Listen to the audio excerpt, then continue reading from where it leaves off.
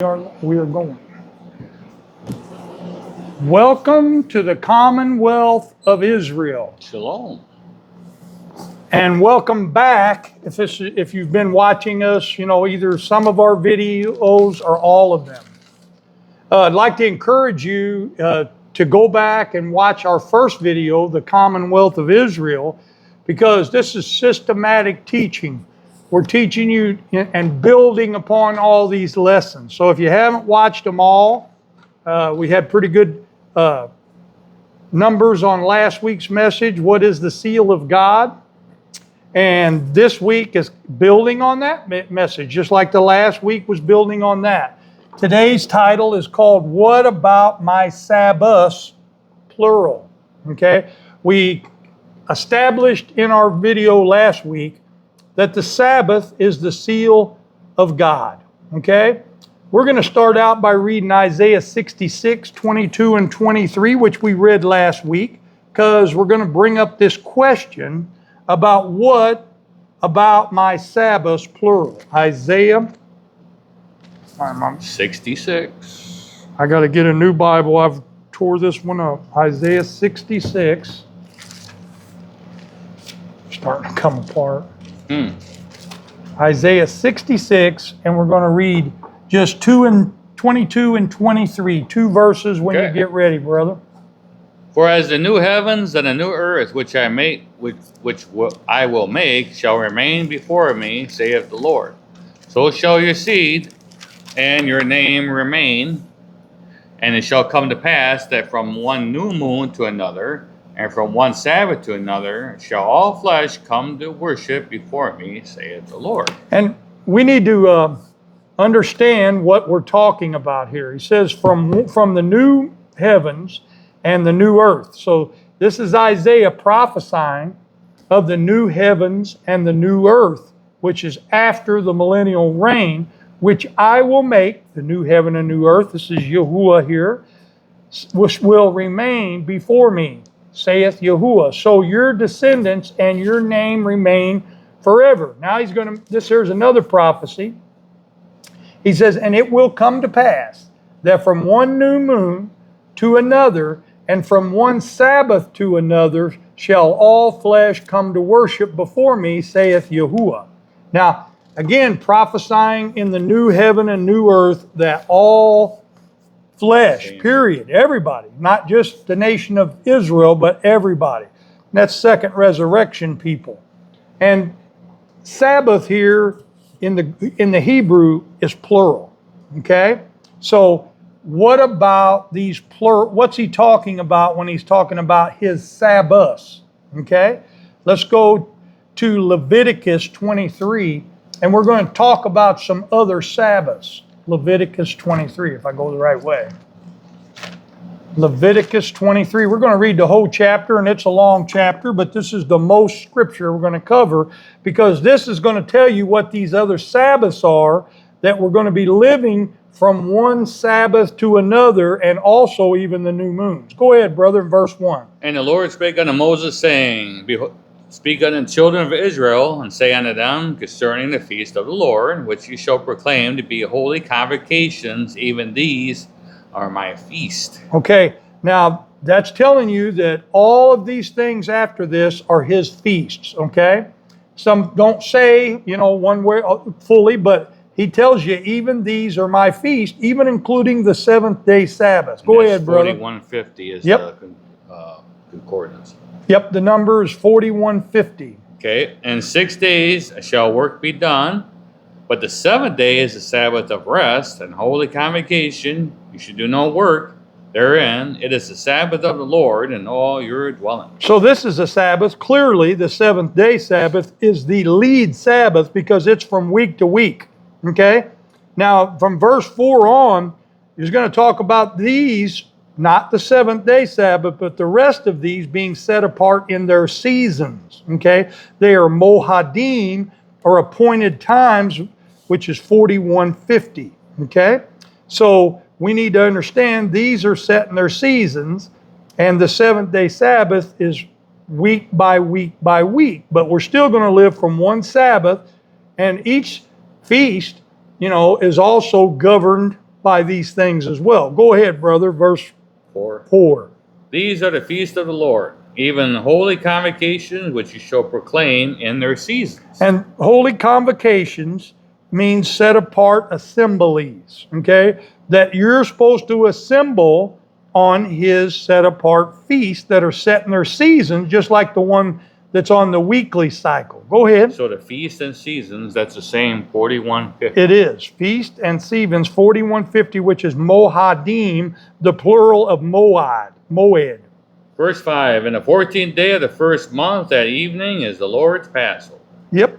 So on the 14th day of the same month is the feast. Okay, he says is the Lord's Passover. Now, it doesn't say it's part of the feast, but it is the Lord's Passover. At the end of the 14th day, the death angel passed over the children of Israel as it began to dawn towards the days of unleavened bread. Go ahead, brother. And on the 15th day of the same month is the feast of unleavened bread unto the Lord. 7 days you must eat unleavened bread. So all of these we're going to be talking about in the next verse, and every one of these feasts begin with a holy convocation, and they end with a holy convocation. Okay? So the major feast, the Feast of Unleavened Bread and the Feast of Sukkot or Tabernacles. Okay? They begin with a type of Sabbath, a rest day.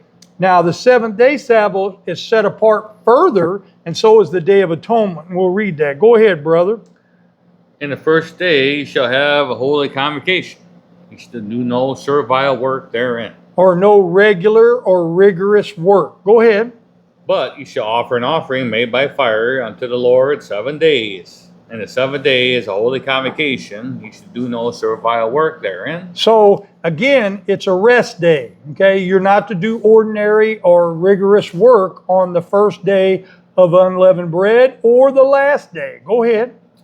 And the Lord spake unto Moses, saying, Speak unto the children of Israel, and say unto them, When you be coming into the land which I give unto you, and you shall reap the harvest thereof, then you shall bring a sheaf of the first fruits of your harvest unto the priest. So this now is talking about another set apart assembly, and this day also is going to be a rest day because you're going to be assembling before the Lord in the temple or in the tabernacle of congregation before they had built the temple. Solomon built the temple.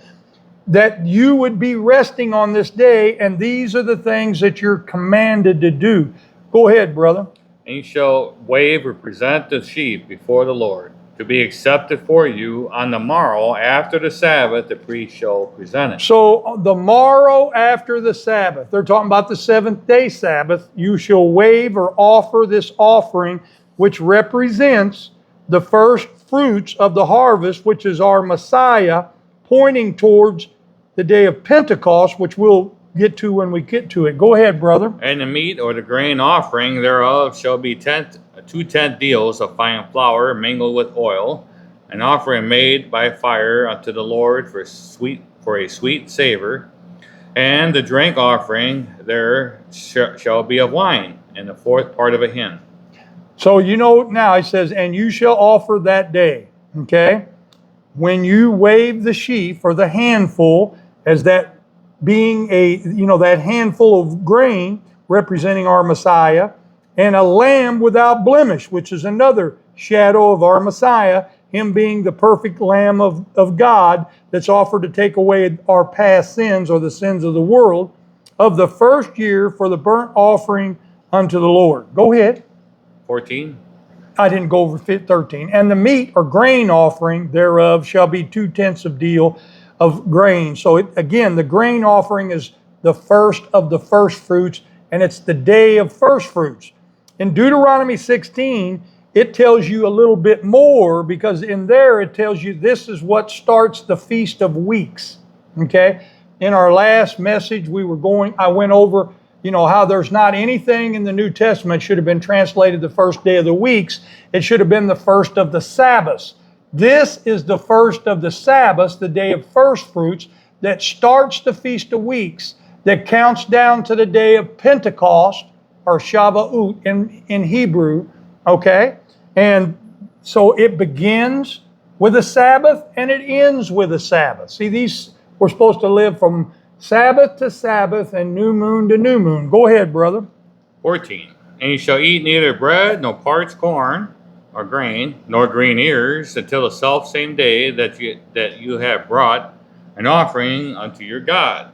It shall be a statute forever throughout your generations and all your dwellings. So when they came into the promised land, he's being commanded here through the Yahuwah, his Ruach speaking, okay, that these are the things they should do. And he's telling them that they should, when they get into the land, they shall never eat bread, okay, that they made from the grain that was in the land, dried grain, nor green ears, until the same day that you have brought an offering unto God. It shall be a statute forever throughout your generations and all your dwellings. So they weren't to reap the harvest of this new land until they offered the Lord his part of the offering, which begins the Feast of Weeks and pictures the harvest of all the first fruits to God. Go ahead, brother.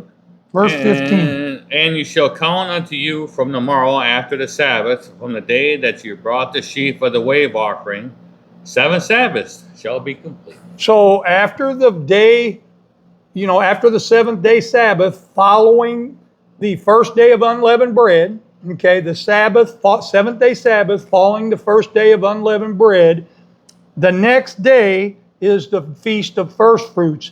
And also an additional rest day, just like, in Leviticus 25, we're going to cover some of that, not all of it. When they started the Sabbath of years, okay, they would start with the 49th year would be a Sabbath year, and then the 50th year, the Jubilee, would be another Sabbath year. So this is all part of the Sabbaths, plural, and this is telling you when to start the count, which is the day of first fruits, the first of the Sabbaths that's mentioned in the New Testament, which I read all of them to you last week. Go ahead in verse 16, brother.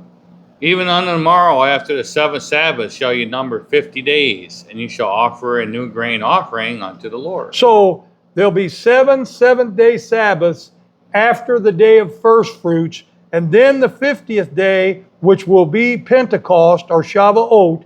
That's another Sabbath, and we're going to be living from Sabbath to Sabbath. You see how in order to be in that seal of God that we're talking about, there's more than just the seventh-day Sabbath. Obviously, that's the heart of it. Okay? Go ahead, brother. Verse 17. You shall bring out of your habitations 2 wave loaves of 2 tenth deals. They shall be of fine flour. They shall be baken with leaven. So they are... Go ahead, brother. They are the first fruits unto the Lord. So this picturing the whole first fruits harvest, which will happen prior to the first resurrection. Okay? It says, you will bring out of your homes 2 wave or heave loaves of 2 tenths deals. They shall be of fine flour. They shall be shaken, baked with leaven. In the first fruit one, for the Messiah, the first of the first fruits, it was without leaven because he was without sin. These 2 loaves represent the Pentecost loaves, or the loaves that are in the 2 churches in Revelation. Smyrna and Pentecost are these 2 loaves that's going to come in. Even if you were in other church, you would come in under one, either Philadelphia or Smyrna. Go ahead, brother. 18. And you shall offer with the bread 7 lambs without blemish of the first year, and 1 bullock, and 2 rams. They shall be for a burnt offering unto the Lord, with their food offering and their drink, or the grain offering, I should say, and their drink offerings, even an offering made by fire of sweet savor unto now, the Lord. There's 2 things here, okay? There's the 7 is a complete number, okay? And our Messiah is a complete sacrifice, okay? He chose to lay down his life. He's not a Levitical sacrifice, but he did lay down his life, and his blood covers our past sins. Also, there's 7 Sabbaths representing the 7 rest days that are going to be within the Feast of Weeks. Go ahead, brother, 19. Then he shall sacrifice 1 kid of the goats for a sin offering, and 2 lambs of the first year for a sacrifice of peace offering. Now, we don't offer sacrifices anymore, okay? Messiah, being that perfect sacrifice, fulfilled the sacrificial law or the sacrificial offerings, not the feasts, okay? Right. The feast or the feast of the Lord, as we read here in verse 2. Go ahead, brother. And the priest shall wave them with the bread of the first fruits for a wave offering before the Lord with the 2 lambs. They shall be holy to the Lord for the priest. So there's 2 lambs here representing the 2 loaves or the 2 churches. Go ahead, brother. And you shall proclaim on the selfsame day that it may be a holy convocation unto you. In other words, or a rest day, a day that they would assemble to the Most High. Go ahead.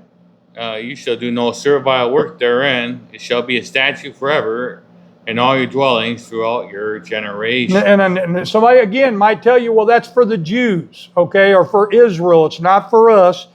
Well, if you're either part of the commonwealth of Israel, according to Ephesians chapter 2, or you're outside the covenants of promise and don't know the Most High, okay? So we have to understand these feasts are for us, but we don't offer these sacrifices anymore. The Messiah is that sacrifice. Go ahead.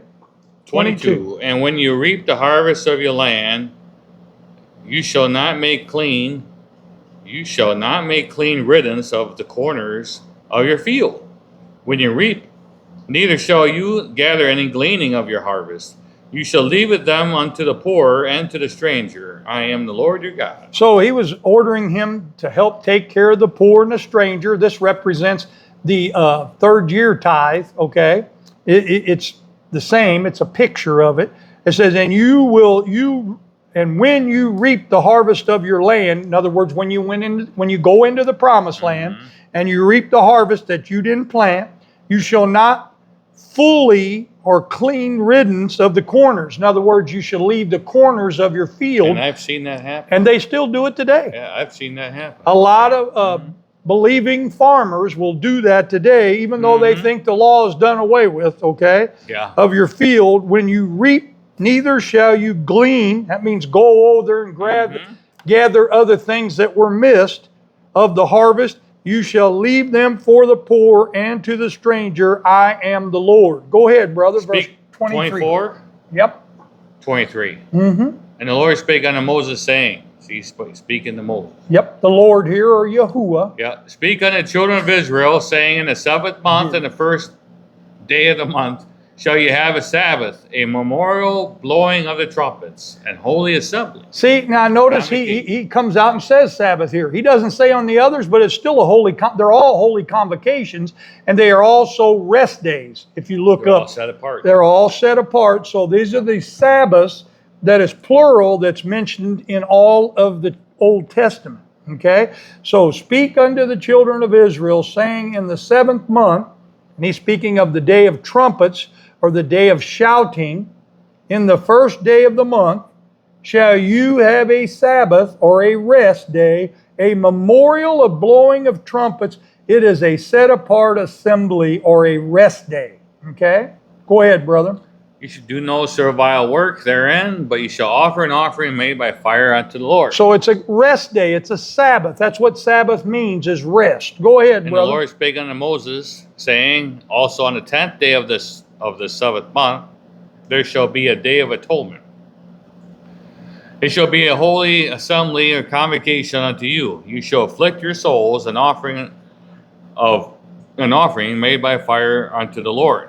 So this is what's known as the Day of Atonement.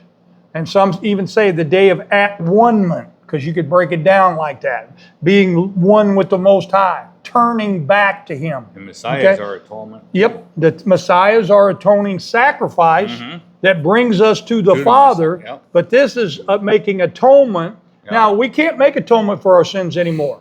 So, right. we're not going to be offering an offering made by fire because our Messiah has already been offered to take away our sins. But that doesn't mean we don't keep this rest day because it's another one of his Sabbaths. He says, and also on the 10th day of the 7th month, there shall be a day of at-one-ment or atonement. It shall be a set apart assembly to you. You shall afflict your souls. Now there's a lot of people today, they will fast on this. Some do, some don't. Okay? And then it says, afflict your soul. But for sure, what you should do, if you sinned against your brother, you should go back from the day of trumpets to the day of atonement and make amends. Humble yourself to him and apologize and try to make it right with him. And then that's the atonement that you can make. Okay, that doesn't mean it took away your sin to the Most High. That's why the Messiah had to die and his blood had to be shed. But this day is still today, and we still need to afflict our souls or our beings in that manner. Go ahead, brother. And you shall do no work in that same day, for it is the day of atonement, to make an atonement for you before the Lord your God. So this day you shall do no work. He didn't say any rigorous work. He said no work at all. So you definitely would not prepare food on this day like you would do on the rest of the high days or the Sabbath rest days. Go ahead, brother. Or whosoever soul it shall be that be not be afflicted in that same day shall be cut off among the people. So if you don't afflict your soul or humble yourself, that's what the word means here. It's 60:31, okay? Means to humble. Look it up in the Strongs. If you don't humble yourself, then you're going to be cut off from among your people. Go ahead. Whatsoever soul it be that does any work in that same day, the same soul will I destroy among his people. And again, that's 53:15, means individual or being here. Go ahead. You should do no manner of work. It shall be a statute forever throughout your generations and all your dwellings. Yep. Verse 32 specifically names it as a Sabbath day. Go ahead. It shall be unto you a Sabbath of rest, and you shall afflict your souls in the 9th day of the month at evening. So again, that same word there, afflict, is 60:31. It means to humble yourself in the 9th day of the month at even. That means when the sun goes down. From even unto even shall you celebrate your Sabbath. 76:76. Go ahead, brother. And the Lord spake unto Moses, saying, Speak unto the children of Israel, saying, The 15th day of the 7th month shall be the Feast of Tabernacles for 7 days unto the Lord. Yep. And so that's the first, he's telling you there's going to be 7 days of a feast for the Feast of Tabernacles. Notice there's 7 days in the Feast of Tabernacles. Go ahead. On the first day shall be a holy convocation. Okay. Yep. You should do no servile work. Therein. So on the first day is a holy convocation or a Sabbath day, a day of rest. You shall do no regular or rigorous work. Go ahead. 7 days you shall offer an offering made by fire unto the Lord. On the 8th day shall be a holy convocation unto you, and you shall offer an offering made by fire unto the Lord. It is a solemn assembly, and you should do no servile work there. Or no rigorous or, other work other than to prepare food. It's still a rest day or a Sabbath, the first day of unleavened bread. Now notice it talks about the 8th day, and it already said there's the Feast of Tabernacles is 7 days in verse 34. Okay? So the 8th day represents the new heaven and the new earth. So it's separate, but it's still the Feast of Tabernacles is followed by a Sabbath day. Okay? And again, we live from new moon to new moon and from Sabbath to Sabbath, saith the Lord. Go ahead, brother. 37. These are the feasts of the Lord, which you shall proclaim to be holy convocations, to offer an offering made by fire unto the Lord. A burnt offering and a meat offering, sacrifice, drink offerings, everything upon this day. Now we got to remember again, we're not offering these offerings. Our Messiah, this was a picture of the Messiah. Type, The drink offering represented his blood, okay? And the grain offering represented his body. He said, take, eat, this is my body this bread represented this offering that was offered continually in the temple on every Sabbath day. No matter whether it was a first day of a feast or the seventh day Sabbath, they would take this sacrifice in the temple. Now we only take the Lord's Supper or on the day of Passover, on the day that our Messiah suffered, because in 1 Corinthians, Paul makes that clear. That's when he gave it. It's once a year on the Passover, on the same day that our Messiah suffered. Go ahead, brother. Beside the Sabbaths of the Lord, and beside your gifts, and beside all your vows, and beside all your free will offerings, which you shall give unto the Lord. Notice he says all these Sabbaths that he just explained to you, all these first and last days of the feast, and the day of trumpets also, the day of the day of atonement, and the day of first fruits. He's talking about besides the Sabbaths of the Lord, all those are, because he told you that, and besides your gifts, and besides your vows, and beside all your free will offerings, which you will give unto the Lord. He says in addition to that when he says besides. Go ahead, brother, verse 39. Also on the 15th day of the seventh month, when you have gathered in the fruit of the land, you shall keep a feast unto the Lord 7 days, and on the first day shall be a Sabbath, and on the 8th day shall be a Sabbath. So in other words, again, the first day, notice he said, up there he didn't say it was a Sabbath, did he? In verse 34. But down here he says on the first day will be a Sabbath, and on the 8th day it'll be a Sabbath. Again, if we're going to have that seal of God, we want to live according to his commandments the best we can. And when we fall short, we have an intercessor that sits at the right hand of the Father making intercession for us night and day. But that doesn't give us a right to reject his commandments and not live according to his covenant. And again, these Sabbaths are a sign between us and God. Go ahead, brother. And you shall take you on the first day the boughs of goodly trees, branches of palm trees, and the boughs of thick trees, and willows of the brook. And you shall rejoice before the Lord your God 7 days. No, again, he's talking about the Feast of Tabernacles or the Feast of Booths. He's talking about 7 days shall you rejoice, from the first day through the 7th day, and then the 8th day is the next day after the Feast of Tabernacles. Go ahead, brother. 42. 41, I think. 41? Yeah. Okay.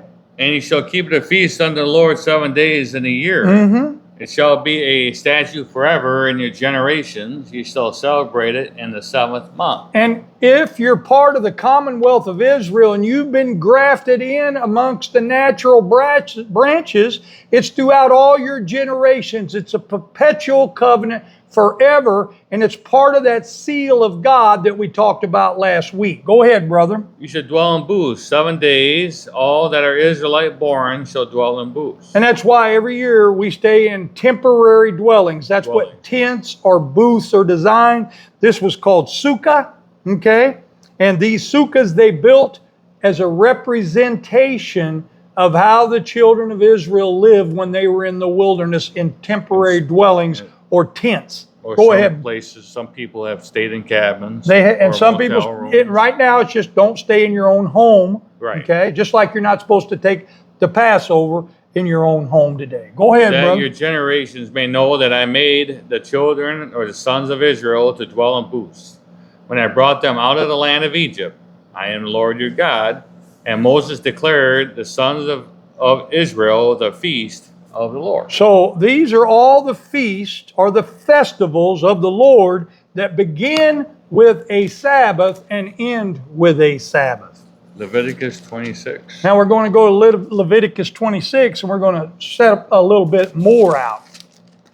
Because these were all done, and I believe if we knew where to start, we should be doing them today, and I'm not sure that we know exactly where to start. But anyway, we need to know because this sets us apart from other people. Okay, makes us holy. Go ahead. 26:34. Then shall the land enjoy your Sabbaths, as long as it lies desolate, and you be in your enemy's land. Even then shall the land rest and enjoy her Sabbaths. So this is what I was talking about earlier. See, every 7 years, they would have what's called the day of release, and they would release all the prisoners, those that were that were Israel. Okay, they would release them. And he said, did you read, what was that, brother? I read 34. Okay. Then shall the land enjoy her Sabbaths. Because every 7 years, they didn't plant a crop. Okay? And during the whole time, they didn't do that, even though, they knew better. So go ahead.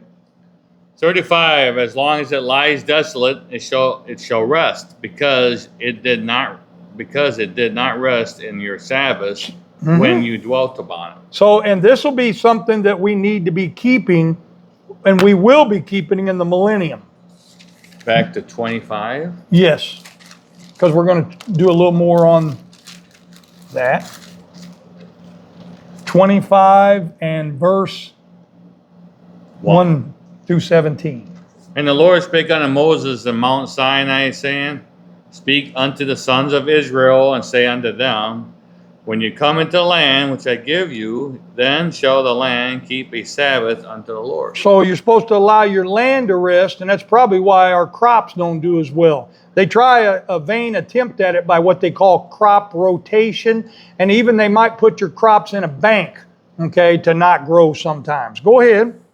6 years you shall sow your field, and 6 years you shall prune your vineyard, and gather in the fruit thereof. So for 6 years they were to gather in the fruit and sow the seed.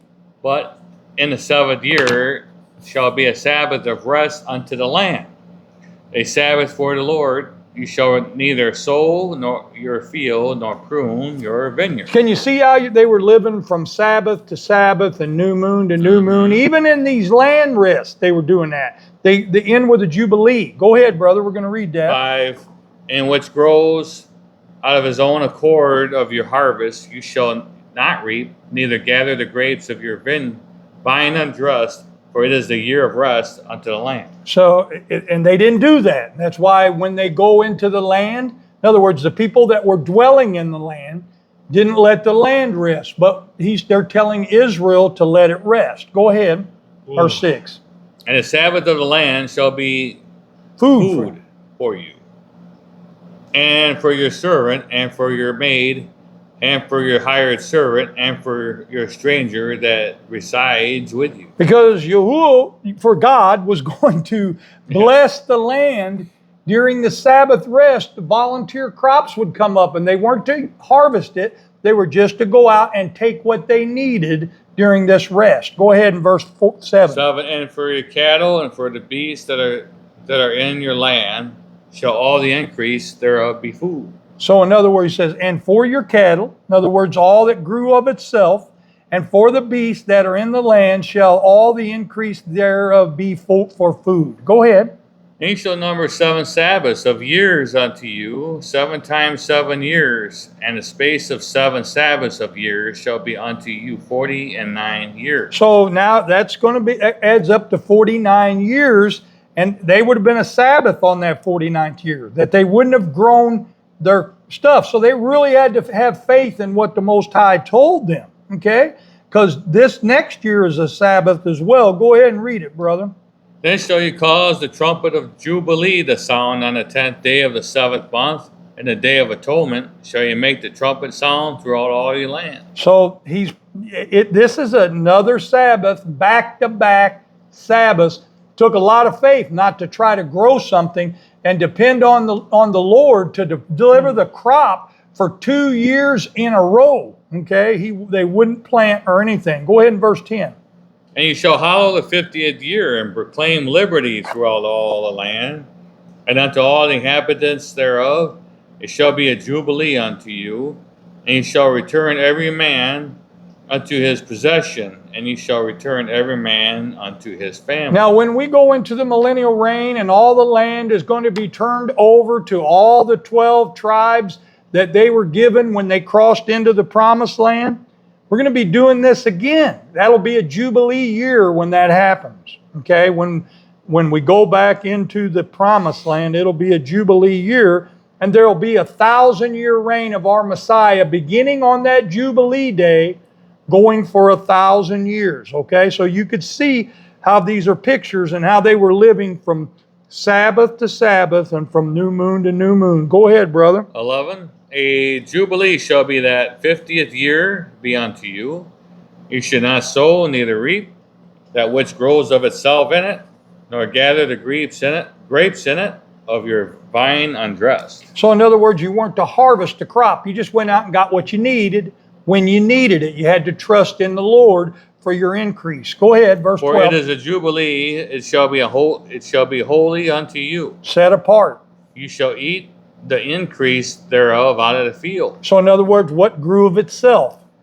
In the year of this jubilee, he shall return every man unto his possession. And that's talking about the land. It goes back to the family that it was given to when they went into the land. And that promise is promised in the book of Ezekiel that when the millennium comes, that land will be returned, and it'll start with a jubilee, and the 1,000-year reign will end with a jubilee. Go ahead, brother.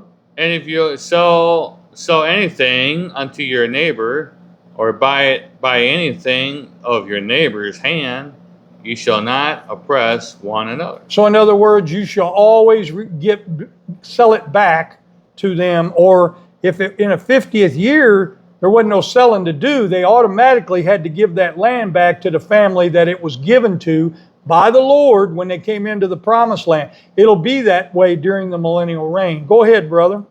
15. According to the number of years after the Jubilee shall you buy of your neighbor, and according unto the number of years of the fruits he shall sell on unto you. So in other words, you couldn't charge them more than what they could harvest during the years between you sold it to them until the time of the Jubilee when it was returned unto them. Okay? You shall not oppress one another. Go ahead, brother. 16. According to the multitude of years, you shall increase the price. So there are more times. So if it began on a Jubilee, it'd be the highest possible price. If it gained any time after that, it would keep decreasing. Go ahead. And according to the fewness of years, you shall diminish the price of it, and according to the number of years of the fruits does he sell unto you. So you see, these feasts are a picture of all of prophecy that we're living out every year, and then at the end we're going to enjoy this Jubilee, okay, and the 1,000-year reign of our Messiah. Go ahead. You shall not therefore oppress one another, but you shall fear your God, for I am the Lord your God. He also says we shouldn't charge one another interest. Again, that would be oppressing one another. Let's go to Hebrews chapter 5. I'm going to read one verse. Verse 8. Going to be a lot of one-liners here. We're almost done. Hebrews 5, verse 8. Though he were a son, yet he learned by obedience by the things which he had suffered. Go ahead. Just said just one verse. I'm sorry. I thought I had put the other one. Now think about this verse for a minute. Though he were a son, talking about our Messiah, he learned obedience by the things which he suffered.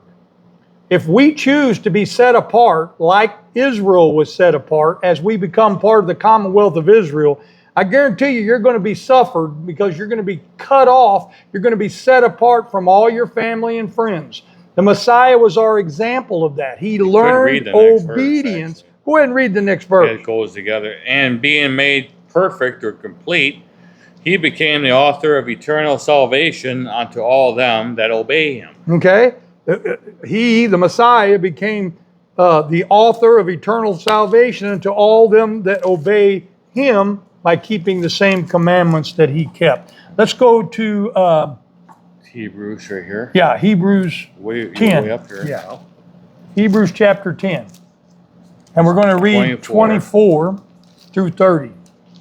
And let us consider one another to provoke unto love and to good works, not forsaking the assembly of ourselves together, as the manner of some is, but exhorting one another, and so much the more as you see the day approaching. Now people just read right over this and they just don't get it. Yeah. Listen to what he said. He says, let us consider one another to provoke us each other to love. Now, in Matthew 24, it says that because of lawlessness, their love became cold, and then brother turned against brother. So he says, let us consider one another to provoke unto love and to good works. And then he's reminding them, not forsaking the assembling of ourselves together. And he's talking about these set apart assemblies, these feasts, and these Sabbath days. Right. As the manner of some was then, and it certainly is now. But exhorting or encouraging one another, and so much more, the more as you see the day approaching. And that's what's going on now. You're seeing more and more people starting to recognize the feast and stop keeping these other days. There is no place in Scripture that commands us to keep secular holidays such as Christmas. And our Messiah was not born on December 25th. Right. He was born in the autumn. Okay? Even the battle hymn of the Republic said that our Messiah was born in the beauty of the autumn. Okay? Yeah. Across the sea. They knew that all the time. He wasn't born in December. That was the birth of the sun, or when the sun started the days started getting longer after that day. Yep. Okay? So we weren't commanded to keep that. We weren't commanded to keep Easter. Easter was mentioned one time in the book of Acts. Okay? And it should have been translated Pascha, which is Passover. Okay? In Greek. Pascha. So we weren't commanded to keep the Christmas or Easter or any other secular holidays. Okay? Let's go to Hebrews. We're not done yet, brother. We're not. You said down to 30. Right I did. Okay, I'm sorry. Go ahead. Verse 26. For if we sin willfully after that we have received the knowledge of the truth, there remain no sacrifice for sin. Now we know that 1 John 3:4 tells us that the breaking of his Torah, okay, is sin.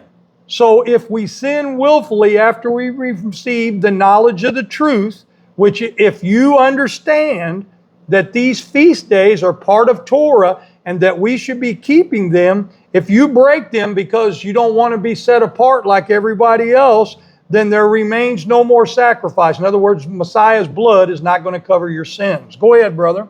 27. But a certain fearful looking for of judgment and fiery indignation, which shall devour the adversary. Now, he's talking about the lake of fire, and he's quoting Isaiah 26:11.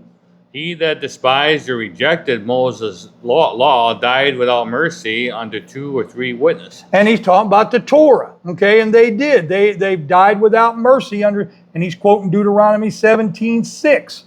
Verse 29, when we continue in sin, after we have come under that shed blood of our Messiah, this is the consequences for sinning willfully. Go ahead, brother. Of how much sore punishment, suppose you, shall he be thought worthy, who have trodden underfoot the Son of God, and have counted the blood of the covenant, where he was sanctified, an unholy thing, and has done despite unto the Spirit of grace. Grace or favor. Let me go over that.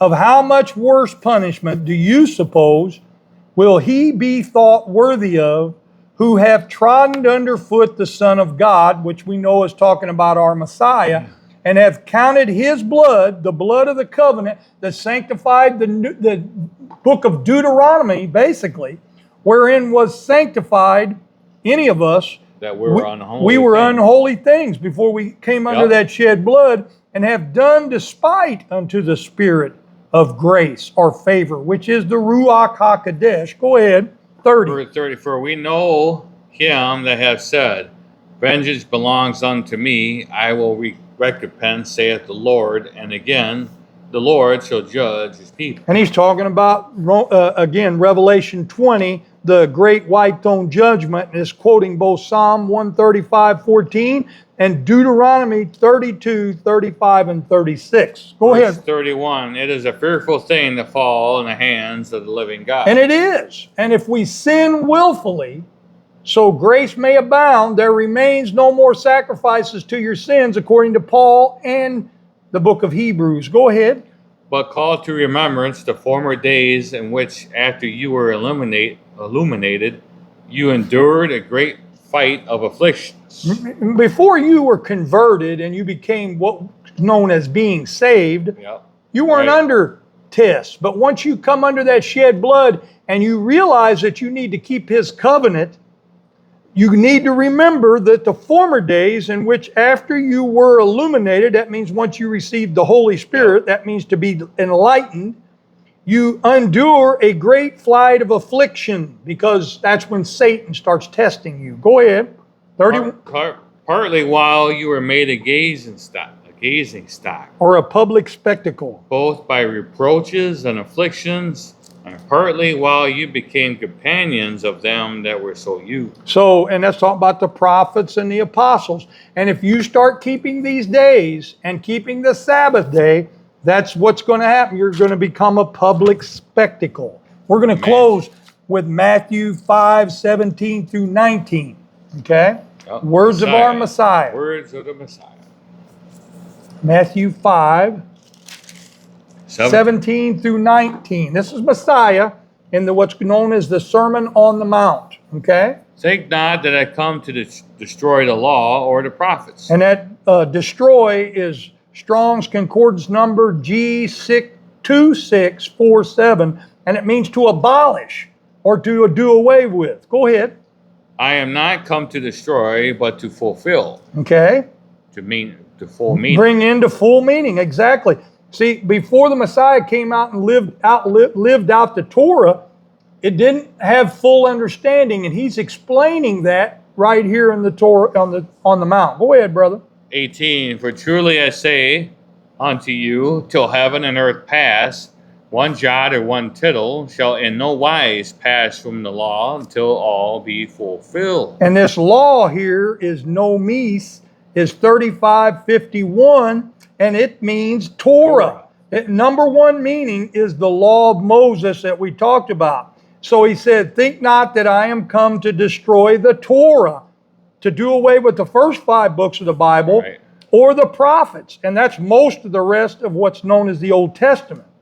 I am not come to destroy it, but to fill it full. Go ahead, brother. Whosoever therefore shall break one of these least commandments and teach men so shall be called the least in the kingdom of heaven.